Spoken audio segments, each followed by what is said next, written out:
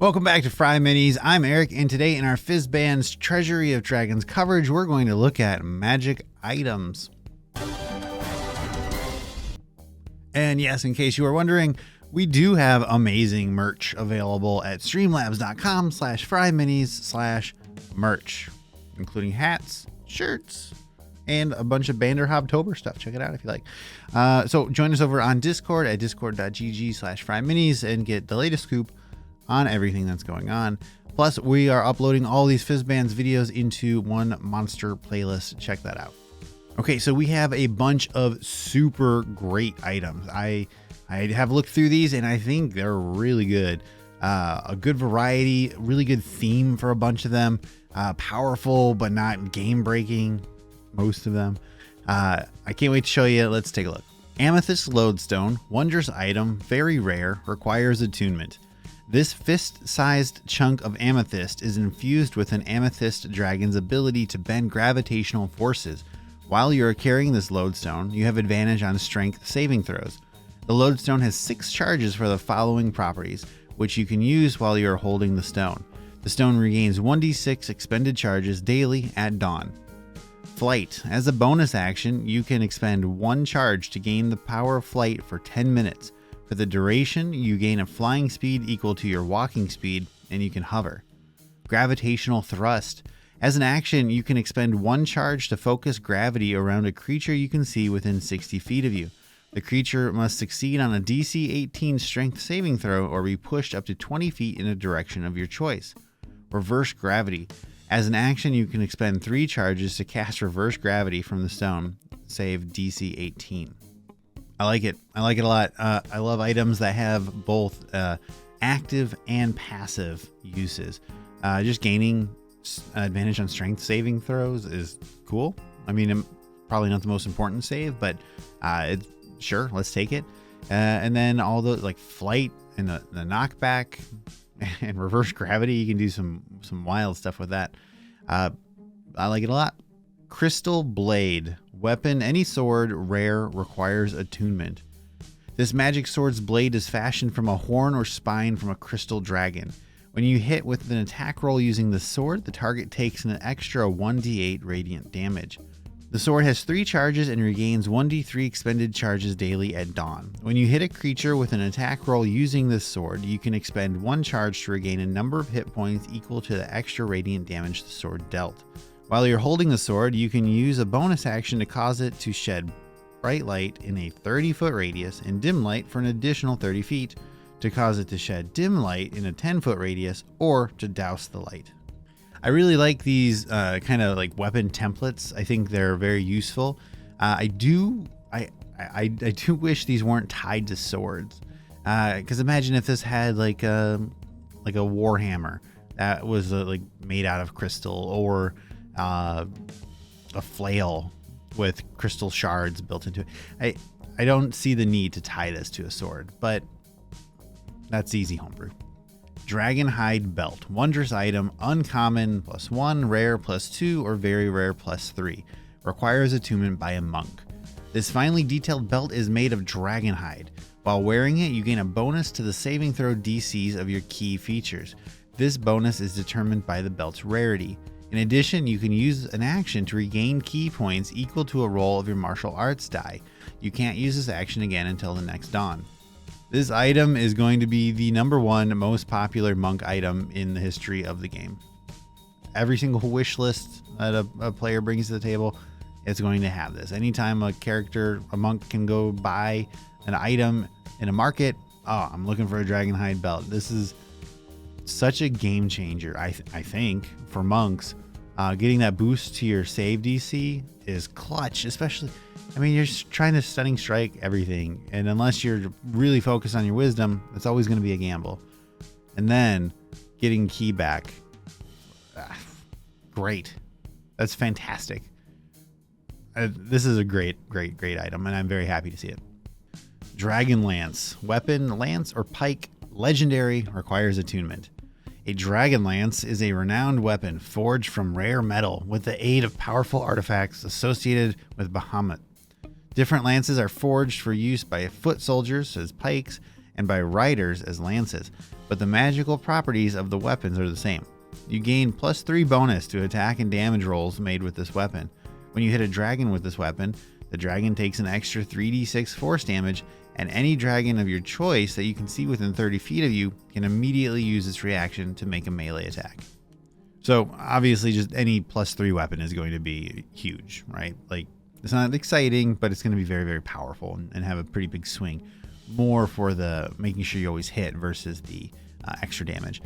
But if you are playing in a dragon friendly game, so if you are riding a dragon or you have a pet dragon or you are somebody's polymorphed into a dragon, you're making all these extra attacks. This is going to get wild. That's cool. And of course that extra 3d6 to a dragon helps. It's not going to make or break anything, but it's nice. Very cool. And classic item here. Dragon Wing Bow. Weapon, any bow, rare, requires attunement. The limb tips of this magic bow are shaped like a dragon's wings, and the weapon is infused with the essence of a chromatic gem or metallic dragon's breath. When you hit with an attack roll using this magic bow, the target takes an extra 1d6 damage of the same type as the breath infused in the bow. Acid, cold, fire, force, lightning, necrotic, poison, psychic, radiant, or thunder. If you load no ammunition in this weapon, it produces its own, automatically creating one piece of magic ammunition when you pull back the string. The ammunition created by the bow vanishes the instant after it hits or misses a target. See, that's good. That's some good classic, I guess we're doing some classic stuff today. Good old kind of fashion of a magic item, right? You're doing a little extra damage, that D6, that's cool. Every shot, and unlimited ammo. I mean, I know a lot of people don't track magic or non-magical ammunition, but this gets you into the door of unlimited magical ammunition, so you don't have to worry about those resistances kind of things. I do wish your actual shots could do the damage type of the dragon's breath rather than just a magical piercing or whatever it is, but that's okay. That's not the end of the world. Emerald Pen, wondrous item, uncommon. This pen is tipped with an emerald nib and requires no ink to write. While holding this pen, you can cast illusory script at will, requiring no material components. These are great.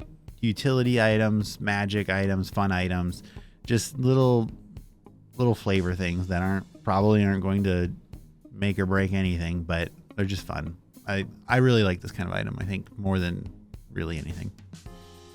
Flail of Tiamat. Weapon, flail, legendary, requires attunement. This magic flail is made in the image of Tiamat with 5 jagged heads shaped like the heads of 5 different chromatic dragons. You gain a +3 bonus to attack and damage rolls made with this flail. When you hit an attack roll using it, the target takes an extra 5d4 damage of your choice of one of the following damage types: acid, cold, fire, lightning, or poison. While holding the flail, you can use an action and speak a command word to cause the heads to breathe multicolored flames in a 90-foot cone. Each creature in that area must make a DC 18 Dex save. On a failed save, it takes 14 D6 damage of one of the following damage types, your choice: acid, cold, fire, lightning, or poison. On a successful save, it takes half as much damage. Once this action is used, it can't be used again until the next dawn. I know we talked about it in the live stream, but this reminds me of the Flail of Ages from Baldur's Gate 2. I could do an extra, you could attach new heads to it to do an extra, like 1 point of acid, 1 point of fire, and just build out with an elemental flail, basically. I mean, 5d4 on every attack. Wow. Yeah. All right. I mean, it's legendary. I think that's fair. And that one-time use 90-foot cone, that's huge. This is great. I mean, this is a legendary weapon, and there's no doubt about it. Very, very good. Gold Canary figurine of wondrous power. Wondrous item, legendary. This gold statuette is carved in the likeness of a canary and is small enough to fit in a pocket. If you use an action to speak the command word and throw the figurine to a point on the ground within 60 feet of you, the figurine becomes a living creature in one of 2 forms you choose. If there isn't enough space for the creature when it would appear, the figurine doesn't become a creature. The two forms are as follows. Giant Canary form. The figurine becomes a giant canary for up to 8 hours and can be ridden as a mount. Once the figurine has become a giant canary, it can't be used this way again until the next dawn. And the giant canary stat block, large beast, low number of hit points. This is definitely just a travel companion kind of thing. This is not meant, or I wouldn't use it as a major combat feature. Gold Dragon form. While you are missing half or more of your hit points, you can speak a different command word and the figurine becomes an adult gold dragon for up to 1 hour. The dragon can't use any legendary actions or its layer actions. Once the figurine has become an adult gold dragon, it can't be used this way again until 1 year has passed. In either form, the creature is friendly to you and your companions. It understands your languages and obeys your spoken commands. If you issue no commands, the creature defends itself but takes no other actions. The creature exists for a duration specific to each form. At the end of its duration, the creature reverts to its figurine form. It reverts to a figurine early if it drops to 0 hit points, or if you use an action to speak the command word again while touching it. When the creature becomes a figurine again, its property can't be used again until a certain amount of time has passed, as specified in the description. Yeah, so an adult gold dragon. I mean, it's once a year, so once a year is definitely most likely a once per campaign kind of situation. But being able to summon a CR 17 monster is great. That's super cool. We're fighting Tiamat. This is the last battle of the campaign. Here's our big bad. Let's throw literally everything we can, and here's a dragon. and then true polymorph everybody else into a dragon. You've got options. I do think having a summonable flying mount basically for 8 hours at a time, I think that's good. Legendary, I do wish there was a passive on this one. I know the figurines don't really have passives, but for this to be such a legendary item and its real use is once per year, I could see a little boost I'd be okay with. Platinum Scarf, wondrous item, legendary, requires attunement. This scarf is made of sturdy cloth and covered in platinum colored scales. As an action, you can pull a scale from the scarf and speak a command word. When you do so, choose one of the following effects. Breath of Life. The scale disappears and you or creature you touch regains 10d4 hit points. Platinum Shield. For 1 hour or until you dismiss it, no action required, the scale becomes a +1 shield, which you or another creature can use. A creature wielding the shield has immunity to radiant damage. Radiant Hammer. For 1 hour or until you dismiss it, no action required, the scale becomes a magic light hammer, which you or another creature can use. The weapon deals 2d4 radiant damage instead of the bludgeoning damage normal for a light hammer. It deals an extra 2d4 radiant damage to chromatic dragons. Once 3 scales have been pulled from the scarf, no more scales can be removed until the next dawn when all the missing scales grow back. If you pull off a scale but don't speak a command word, it disappears after 1 minute. Now that is legendary. Attunement, sure, yeah, no problem. So 3 times per day, 10d4 healing, or immunity to radiant damage, or just swinging around 4d4 at, at chromatic dragons. I mean, this is great. And I really like the whole flavor of a scarf that you pull a scale off. I am surprised that they all grow back. I kind of each day. I would imagine. I don't know. Whatever. It's cool. That's cool. Potion of Dragon's Majesty. Potion legendary. This potion looks like liquid gold with a single scale from a chromatic gem or metallic dragon suspended in it. When you drink this potion, you transform into an adult dragon of the same kind as the dragon the scale came from. The transformation lasts for 1 hour. Any equipment you are wearing or carrying melds into your new form or falls to the ground, your choice. For the duration, you use the game statistics of the adult dragon instead of your own, but you retain your languages, personality, and memories. You can't use a dragon's change shape or its legendary or layer actions. Cool. So again, adult dragons are CR 17-ish. They vary, but CR 17-ish. and you just get it with a potion. This is definitely save it up for that big bad when you're going to fight the Tarrasque. Everybody drink one of these, chug it, and hope for the best. Your super secret wizard that you're going to try to use as a guide for your group, maybe they slip you one of these potions. Or if you want to have fun, give it to a player when they're very low level, but when it doesn't super matter and they don't know what it is though, and they just tell them it's a health potion, but it's gold for some reason. It's weird. And they drink it and they go to fight 6 goblins and then poof, dragon. Something that won't impact the game long term, but will be a very funny situation. Rubyweave Gem, wondrous item, legendary, requires attunement by a spellcaster. While you are holding this gem, you can use it as a spellcasting focus for your spells. The gem has 3 charges and regains all expended charges daily at dawn.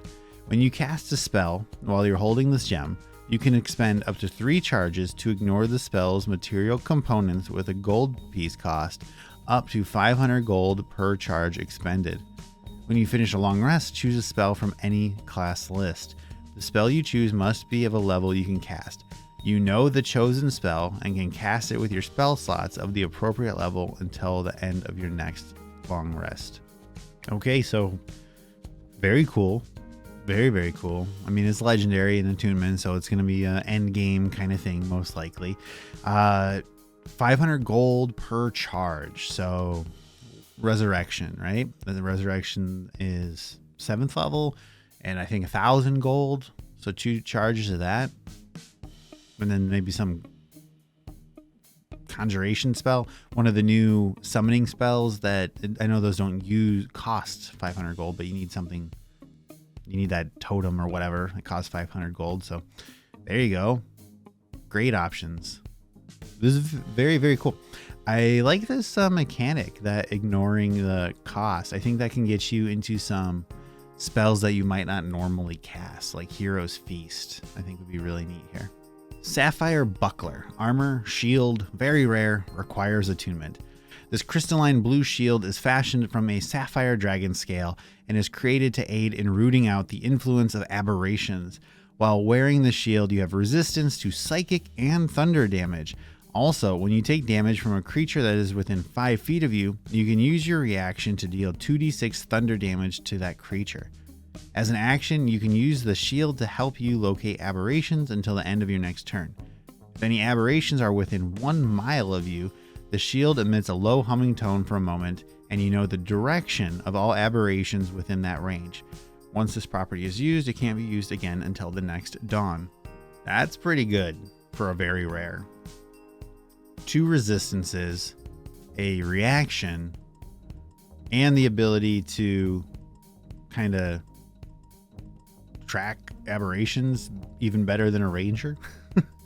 I do wonder if they called it a buckler as kind of a way to get around not making it like a +1 shield or something to get a little extra AC out of it. With like, okay, it's a buckler, it's small, it won't be that defensive. And I know that's all flavor stuff in 5e. A shield is a shield of any kind, but I like it. I do like it. 2 resistances, that's cool. Topaz Annihilator. Weapon, firearm, legendary, requires attunement. This magic ranged weapon resembles a musket, but in lieu of any ammunition, it holds a glowing yellow scale from a topaz dragon in its heart. The weapon has a normal range of 100 feet and a long range of 300 feet, and it has the 2-handed property. It deals 2d6 necrotic damage on a hit. If this damage reduces a creature or object to 0 hit points, the target is reduced to dust. A creature reduced to dust can only be restored to life only by a true resurrection or wish spell. While the weapon is on your person, you can use an action to cast the disintegrate spell, save DC 18. Once this property is used, it can't be used again until the next dawn. What? Okay, so first of all, guns in D&D. I know they're in the DMG and everything. I'm not super big on firearms in D&D, but your game, you do what you want. I feel like this is perfect for that the Unearthed Arcana GIF, the hippo people. I mean, that's their whole thing, right? And yes, I said GIF for the hippos. I do say GIF for the file format, and we can have that battle in the comments if you want. File format creator says GIF, so I say GIF. That'll give me some downvotes. If you're still here watching, by the way, thanks for sticking around. Very cool item. That turns everything to dust thing is absurd. Give it to all your bad guys and let them murder your party. Disintegrate from it. That's very cool. I like it a lot. I think it's cool. It's definitely not my favorite kind of an item, but I think it's a lot of fun. Okay, so tons of really, really cool items in this book. Very flavorful. We've got a good mix. I don't think anything here is too strong. I don't think anything here is too weak. I think this is a really great range of items. I'm impressed with this one. So I do want to put one note. There's a whole section on dragon hordes and magic items, especially for those hordes. That's going to be in a different video. Keep an eye out for that. So let me know, what do you think of these items? Which kind of character builds would you want to plan out around these items? Turning into a dragon, summoning a dragon, shooting disintegration guns, whatever. Just, normal Tuesday. So yeah, thanks for watching. Check out the playlist. Join us on Discord. Join us on Patreon. Check out the cool merch. Link in the description. Thanks for watching. See you in the next one.